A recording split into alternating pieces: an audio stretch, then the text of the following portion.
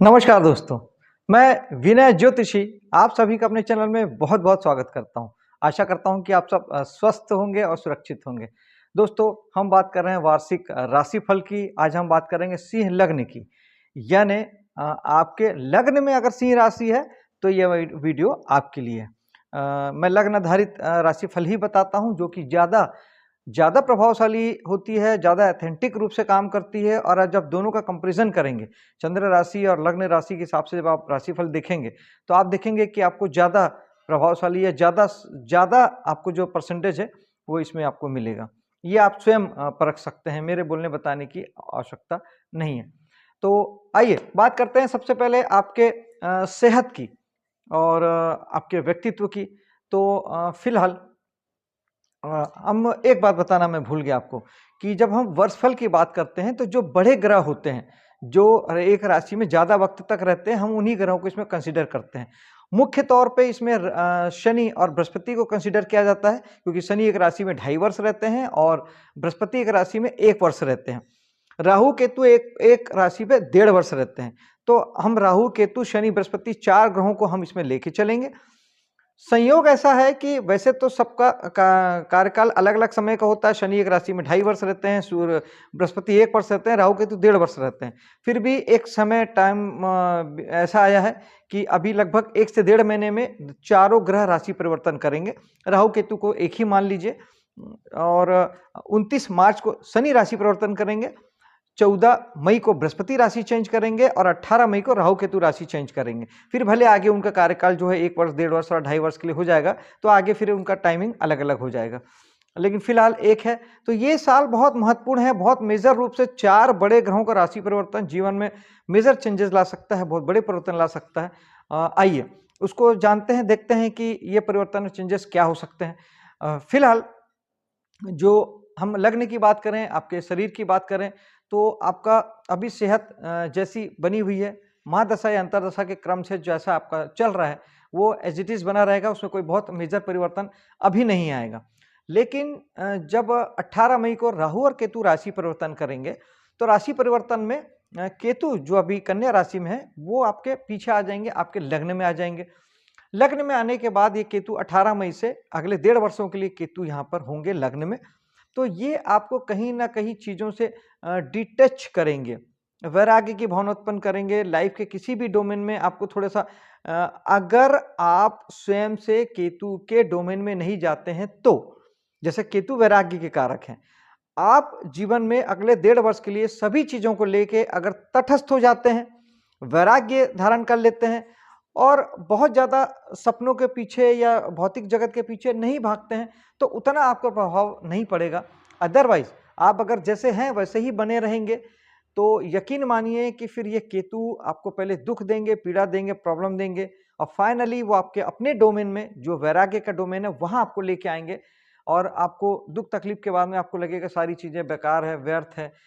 क्योंकि चूँकि लग्न में है तो जीवन के हर डोमेन को ये प्रभावित करेगा। तो जीवन के किसी भी डोमेन में आप हो, आपका नौकरी हो, आपका बिज़नेस हो, बच्चे, प्रेम, शादी-ब्याह, हर भाव में आपका ये मन में भाव आएगा कि सब बेकार है, किसी बात का कोई मतलब नहीं है। खुद के सेहत को लेके भी आपको यही वैराग्य की भावना आ सकती है। खुद को लेके सबसे ज़्यादा वैराग्य की भावनाएँ पैदा होगी। खुद के वजूद पे, खुद के अस्तित्व पे आपको सबसे ज़्यादा निराशा के भाव आएँगे कि मेरे होने का ही कोई मतलब नहीं है, इस तरह के विचार भी आपको आ सकते हैं। ये केतु दे सकते हैं 18 मई के बाद।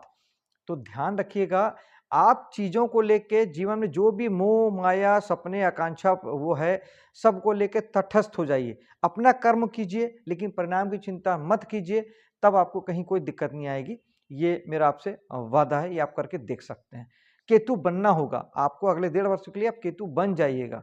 यानी चीज़ों को लेके तटस्थ रहिए, योगी रहिए, केवल कर्म कीजिए, फल की चिंता मत कीजिए, आपको कहीं कोई दिक्कत नहीं आएगी। क्योंकि सपने, भविष्य, विज़न, परिणाम ये सब राहु के डोमेन है। जब आप राहु की तरफ जाते हैं तो केतु आपको प्रॉब्लम देते हैं। अब चलते हैं हम अगले भाव की ओर। दूसरा भाव आपके धन का भाव होता है। धन के भाव में आपको वर्तमान में आपको बृहस्पति की दृष्टि पड़ रही है, जो कि मई तक पड़ेगी, क्योंकि बृहस्पति जो है मई के बाद राशि चेंज कर लेंगे। तो मई तक आपके लिए धन की प्रबल संभावना बनी हुई है, क्योंकि बृहस्पति जो हैं और दशम में बैठे हुए बृहस्पति कर्म के भाव में, तो आपको कर्म से वो अपार धन की प्राप्ति आपको देते हैं, दिखाते हैं कि आपको धन की आवक पिछले 6 महीने से बनी हुई है और आगे भी अच्छी 6 महीने बनी रहेगी। और शनि जो कि राशि परिवर्तन करेंगे मार्च में।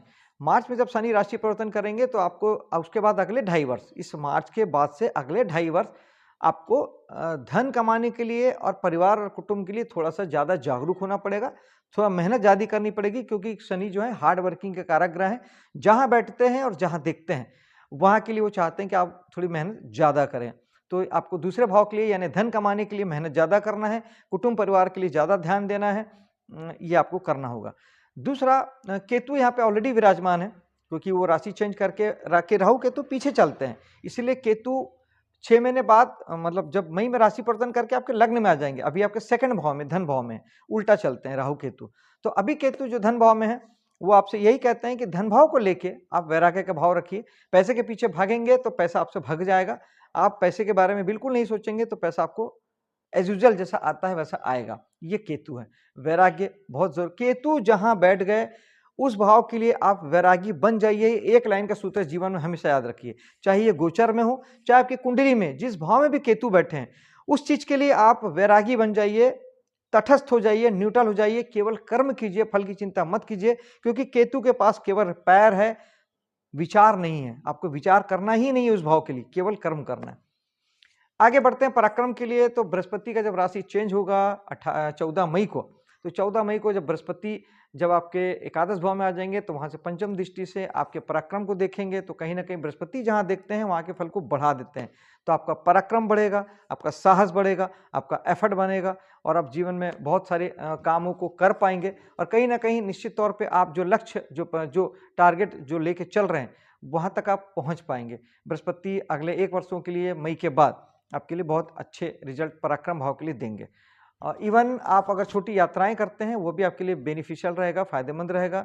कमीशन दलाली का काम आपका अच्छा जाएगा, ट्रैवलिंग का बिजनेस आपका अच्छा जाएगा, मार्केटिंग में अगर आप हैं तो वो आपके लिए बहुत अच्छा होगा। जो लोग लाइजनिंग का काम करते हैं उनके लिए भी काम बढ़ जाएगा। साहस से जुड़ के जो भी काम होता है पुलिस में, मिलिट्री में, फायर डिपार्टमेंट में, ये लोग जीवन में बहुत अच्छी तरक्की करेंगे, क्योंकि बृहस्पति जहां देखते हैं वहां के फल को बढ़ा देते हैं। आगे आते हैं हम चौथे भाव की ओर। चौथे भाव में वर्तमान में बृहस्पति की दृष्टि पड़ रही है, अगले 6 महीने मई तक पड़ेगी। बृहस्पति फिर अगेन वही कि जहां देखते हैं वहां पे के फल को बढ़ाते हैं, तो इसलिए आपका चौथा भाव भी अभी बलवान है। आपके वाहन सुख बढ़ेगा, आपका मकान का सुख बढ़ेगा, लग्जरी घर में आ सकती है, परिवार में बढ़ोतरी हो सकती है और सुख शांति वैभव की प्राप्ति आपको हो सकती है। जीवन में बहुत सारी चीजें आप घर पे बहुत सारी लग्जरी चीज़ें आप ला सकते हैं, आपको प्राप्त हो सकती है। कुल मिला के आपका समय अभी अच्छा है, बहुत अच्छा है। फिर यही बृहस्पति जब मई में राशि चेंज करेंगे तब उनकी दृष्टि आपके पंचम भाव में पड़ेगी, तब ये संतान के लिए बहुत अच्छा हो जाएगा। तब ये आपके जिनको भी संतान की अपेक्षा है, जो लोग इसके लिए प्रयासरत हैं, उन्हें मई के बाद संतान की प्राप्ति हो सकती है और कला और मनोरंजन जगत से जुड़ना हो सकता है। जो लोग ऑलरेडी कला और मनोरंजन जगत से जुड़े हुए हैं उनके लिए ये समय बहुत अच्छा है। मतलब जब मई के बाद जब बृहस्पति राशि चेंज करेंगे तो वहां से अगला 1 साल आप बहुत तरक्की करेंगे। जो लोग फिल्म लाइन में हैं, टीवी मीडिया से जुड़े हैं, जो कला के किसी भी फील्ड से जुड़े हैं, उनके लिए बहुत अच्छा है। एजुकेशन के लिए बहुत अच्छा है यह। और शनि की हम दृष्टि की बात करें तो शनि की दृष्टि 29 मार्च के बाद जब शनि राशि चेंज करेंगे तब उनकी दृष्टि अगले 2.5 वर्षों के लिए आपके पंचम भाव में पड़ेगी। तो जो आपकी संतान है उसके लिए आपको ज़्यादा अवेयर होना है, ज़्यादा जागरूक होना है और हार्ड वर्किंग होना है, मेहनत करनी पड़ेगी। जिनका प्रेम प्रसंग है उनको उसके लिए ज़्यादा मेहनत एफर्ट लगाना पड़ेगा। जो लोग कला और मनोरंजन जगत से जुड़े हैं उसके लिए मेहनत उनको ज़्यादा करना पड़ेगा। जो लोग हीलिंग के डिपार्टमेंट में हैं, ऑरा हीलिंग करते हैं, चक्रा हीलिंग करते हैं, इस तरह के किसी भी प्रकार की हीलिंग देने का काम करते हैं, इवन इसमें डॉक्टर्स भी आ जाते हैं जो कहीं ना कहीं हील तो कर ही रहे हैं, तो उनके लिए भी मेहनत करने का समय है, हार्ड वर्किंग का समय है।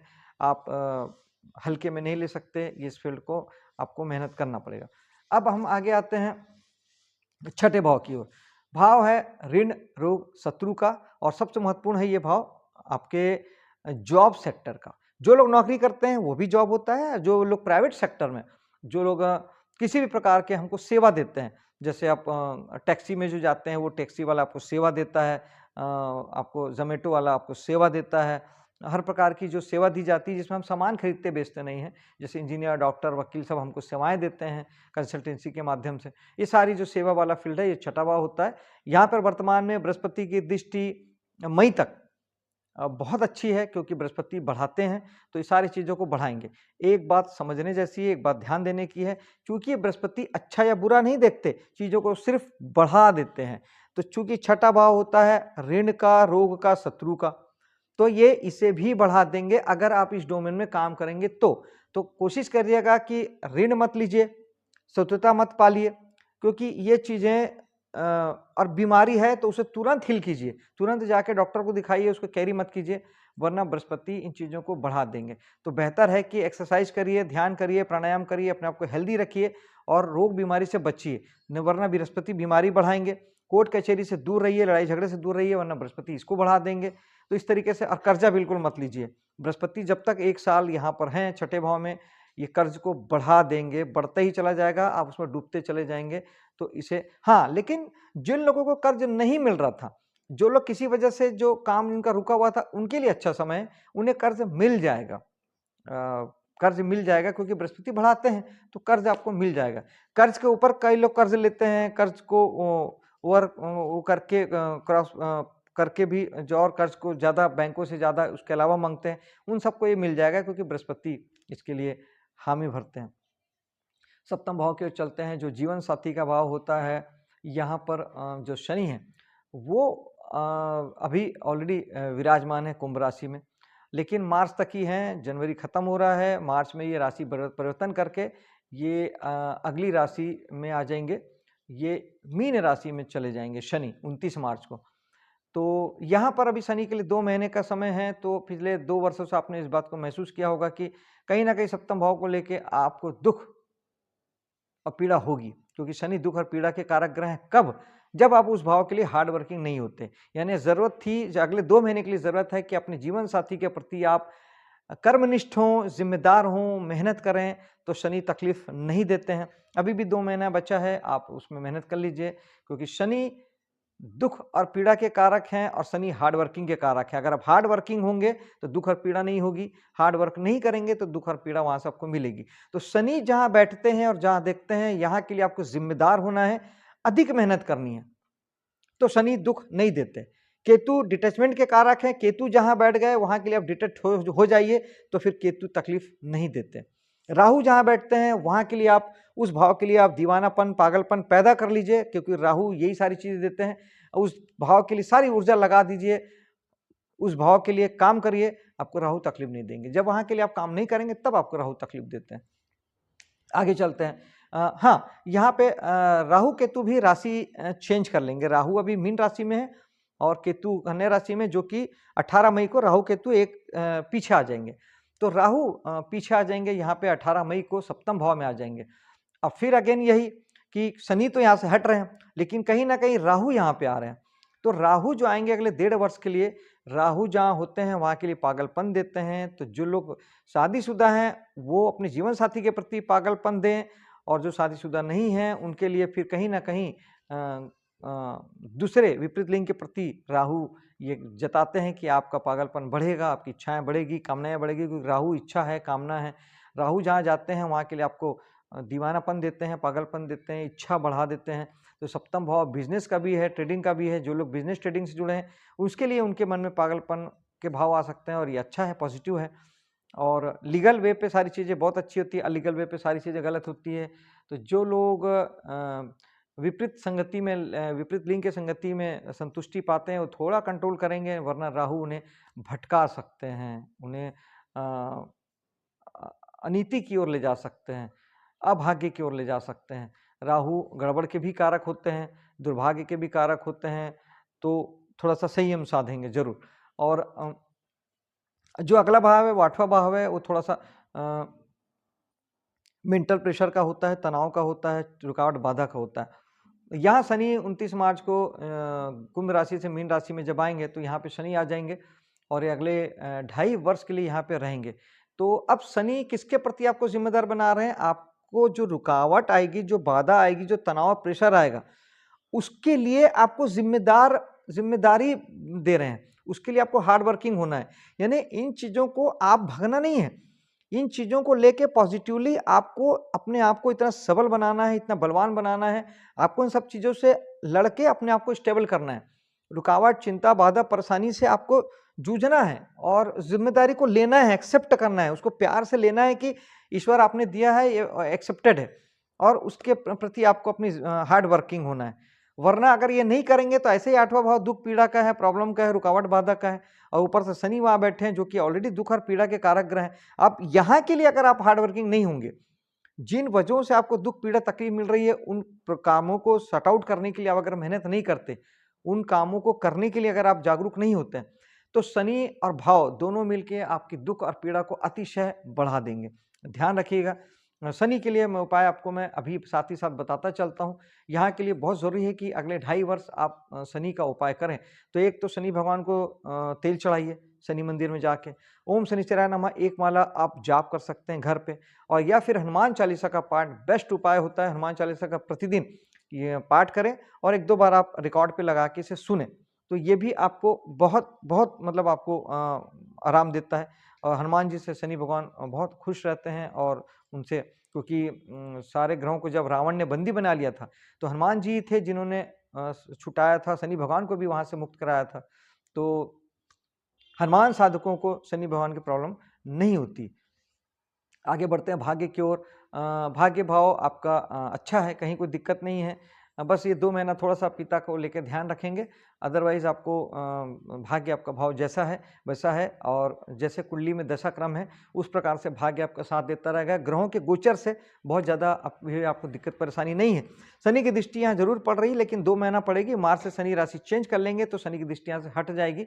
अभी इस 2 महीना थोड़ा पिता का ध्यान रखें।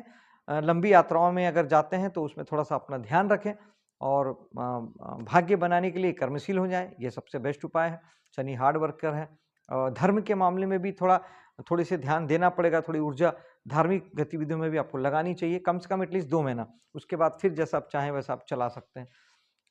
आगे चलते हैं गुरु दशम भाव। दशम भाव में गुरु मई तक बैठेंगे, उसके बाद राशि चेंज कर लेंगे। तो जब तक यहाँ गुरु बैठे हैं, आपको कहीं न कहीं थोड़ा-सा कर्म क्षेत्र में थोड़ा आलसी बनाते हैं। गुरु जहाँ होते हैं, वहाँ के लिए आदमी को थोड़ा आलस देते हैं, नीरसता दे देते हैं। गुरु जहाँ बैठते हैं, वहाँ के लिए उतने अच्छे होते नहीं हैं। जहाँ दृष्टि होती है, वहाँ के लिए अमृत वर्षा करते हैं। तो गुरु बहुत अच्छे जिस भाव में वहाँ के लिए नहीं होते। तो उल्टा ये है कि आपको अपने आप से लड़ना पड़ेगा, हार्ड वर्किंग के लिए, मेहनत करने के लिए आपको थोड़ा जूझना पड़ेगा। बृहस्पति आपको थोड़ी-सी दिया तले अंधेरा वाली स्थिति पैदा करते हैं। थोड़ा-सा आलस देंगे, निराशा देंगे, थोड़ा-सा लेज़ीनेस देंगे। तो वो कोई बहुत बड़ी बात नहीं है। आप थोड़ा पूजा-पाठ करेंगे, मंदिर आदि जाएँगे, तो वापस आप चार्ज हो जाएँगे और मेडिटेशन करेंगे, तो ये तो बहुत अच्छा है। और बृहस्पति का जो चक्र है, वो स्वादिष्टान चक्र है। स्वादिष्टान चक्र, सेकंड चक्र सबसे पहले मूलाधार फिर स्वादिष्टान पे अगर आप ऊर्जा अपनी लगाते हैं, तो आप कहीं आपको कोई दिक्कत, ज़्यादा परेशानी आपको नहीं आएगी। बृहस्पति एक प्रकार से शुभ ग्रह हैं, कहीं न कहीं वो डिवाइन ब्लेसिंग्स और मदद और हेल्प देते हैं। तो दशम भाव में आपका कर्म क्षेत्र में आप जीवन में तरक्की ज़रूर करेंगे। शनि की दृष्टि पड़ेगी 29 मार्च से अगले 2.5 वर्षों के लिए। तो निश्चित तौर पे शनि चाहते हैं कि अब कर्म क्षेत्र में आप बहुत मेहनती हो जाएँ, हार्ड वर्किंग हो जाएँ, जागरूक हो जाएँ, अपने मान-सम्मान, प्रसिद्धि के लिए, पद के लिए आप जागरूक हो जाएँ, मेहनत करें, हार्ड वर्क करें, तब शनि अच्छा फल देते हैं, वरना फिर दुःख और पीड़ा देते हैं। मर्ज़ी है आपकी, दुःख या पीड़ा चाहिए या मेहनत करके आप अपना भाग्य बनाते हैं। आगे चलते हैं एकादश भाव की ओर। एकादश भाव अभी आपका जैसा चल रहा है, जहाँ पे हम बड़े भाई-बहन देखते हैं, स्थिति सामान्य रहेगी। लाभ प्राप्ति गेन्स भी अभी आपका सामान्य बना रहेगा और समाज सोसाइटी का आपका योगदान भी सामान्य होगा। लेकिन 14 मई के बाद जब बृहस्पति यहाँ पर आ जाएँगे, अभी दशम भाव में है, 14 मई को एकादश भाव में आ जाएँगे। तो एकादश भाव में आए हुए बृहस्पति कहीं न कहीं आपके सामाजिक गतिविधियों को बढ़ाएँगे और आपके जीवन में थोड़ी-सी उन्नति आएगी, बड़े भाई-बहनों से संबंध आपके मधुर होंगे क्योंकि बृहस्पति फाइनली है तो कहीं न कहीं शुभ ग्रह, शुभता तो वो देते ही देते हैं। और एकादश भाव है तो लाभ प्राप्ति गेन्स के लिए भी आपको एफर्ट लगाना पड़ेगा क्योंकि बृहस्पति जहाँ बैठते हैं वहाँ के लिए बहुत अच्छा फल नहीं देते। अच्छे तो वो हैं, लेकिन बहुत अच्छा फल देते नहीं हैं। बढ़ाते वो वहाँ हैं जहाँ वो दिखते हैं। और अब अंत में चलते हैं 12वें भाव की ओर। 12वां भाव जो कि हमारे खर्च का होता है। खर्च, छोटे-मोटे खर्च आपके जीवन में लगे रहेंगे। कोई बहुत विशेष खर्च नहीं दिखाई देता, कोई बहुत विशेष मतलब ये खर्च वाला मामला इस साल पूरा नहीं दिखता है। ये साल आपका बहुत आराम से कटेगा, कोई भी ऐसा एक्स्ट्रा खर्च सेहत को लेके कोई बात नहीं होगी, कोई नेगेटिव चीज़ें बहुत ज़्यादा नहीं दिखाई देती। हाँ, राहु को लेके एक उपाय मैं आपको बताता हूँ कि राहु को लेके भी उपाय आपको कर लेना चाहिए, क्योंकि राहु तो राहु ही है, वो किसी भी भाव में जाए, वो राहु ही रहेंगे। तो एक राहु के लिए एक सूखा नारियल बहते हुए जल में हर महीने में एक बार एक अमावस्या आती है, उस अमावस्या को बहते जल में एक सूखा नारियल जरूर बहाएं। ये राहु के लिए ओम राहुवे नमः 5 बार 7 बार कह के इसे बहाएं, तो ये आपके राहु को सही रखेगा। क्योंकि राहु किसी भी भाव में हो, वो बेसिकली है तो गड़बड़ वाले, तो राहु को हमेशा हमको ठीक रखना चाहिए। शनि की हम बात कर चुके हैं, बाकी कोई ग्रह आपको नेगेटिव फल आपको नहीं देता है। बृहस्पति तो 6 महीने अगले मई तक के जरूर उनकी छठे भाव में दृष्टि है। अगर आप छठे भाव के काम करते हैं, अगर आप सर्विस सेक्टर में, तो आपको दिक्कत नहीं है, लेकिन अगर आप वहाँ के काम नहीं करते हैं, तब ये ऋण रोग शत्रु जिसको बढ़ा सकते हैं। अगर ऐसा आपके साथ होता है, तो आप कम से कम एटलीस्ट मंदिर जाएं, पूजा पाठ आदि थोड़ा सा बढ़ा दें और गुरु पूजन पे यकीन करें। गुरु यानी जो जीवित गुरु होते हैं, किसी गुरु से दीक्षा जैसे हम लेते हैं, तो उनका आशीर्वाद लें, उनके पास जाएं, उनसे उनके चरणों पे अपना माथा रखें, उनको कुछ फल फूल प्रदान करें। तो ये गुरु की जब आप सेवा करेंगे, तो जो ग्रह बृहस्पति हैं, वो कहीं ना कहीं आपके लिए अनुकूल हो जाएंगे। और मेरे वीडियो को लाइक शेयर कीजिएगा, मेरे चैनल को सब्सक्राइब कीजिएगा। मिलता हूं आपसे अगले वीडियो में, तब तक के लिए जय हिंद, जय माता दी।